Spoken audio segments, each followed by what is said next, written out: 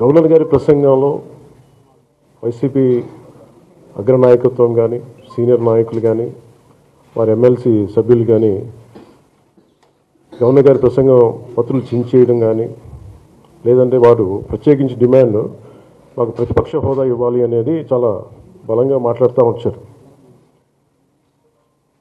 ఇది అడిగితే వచ్చేది కాదు, అది ప్రజలు ఇస్తేనే వస్తుంది.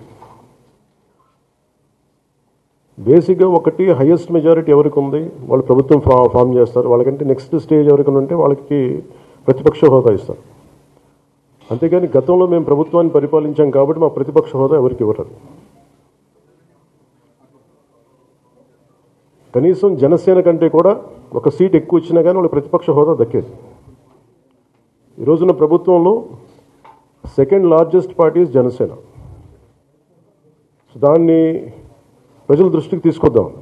వైసీపీ నాయకులు వాళ్ళు చేస్తున్నాయంటే మాకు ప్రతిపక్ష హోదా ఇస్తే తప్ప మేము అసెంబ్లీలో అడుగు పెట్టాం లేదంటే ప్రసంగాల్లో అడ్డుకుంటాం అని ఇది సరైన మెసేజ్ బయటికి వెళ్దాం. ఇది సరైన విధానం కూడా కాదు. ఇది ప్రజలందరికీ తెలియజేయాలనుకున్నాం. ఇది ప్రతిపక్ష హోదా ఏ పరిస్థితిలో వస్తుందంటే మీకు రూలింగ్ పార్టీ కంటే కూడా అత్యధికంగా ఇంకొక సీట్లు వాళ్ళకంటే మీరు వస్తే దాని తర్వాత స్థానం మీకు వస్తే ఖచ్చితంగా ప్రతిపక్ష హోదా వాళ్ళకే ఉంటుంది. 21 సీట్లు ఉన్న జనసేన 11 సీట్లు ఉన్న వైసీపీకి ప్రతిపక్ష హోదా ఎలా వస్తుంది? మేము వస్తే తప్ప మేము అసెంబ్లీకి రాము, ఇలా గవర్నర్ ప్రసంగాలను అడ్డుకుంటాం అనేది ఇది సరైనది కాదు. ఇది ప్రజలందరికీ కూడా తెలియచేస్తున్నాం ఈ సందర్భంలో.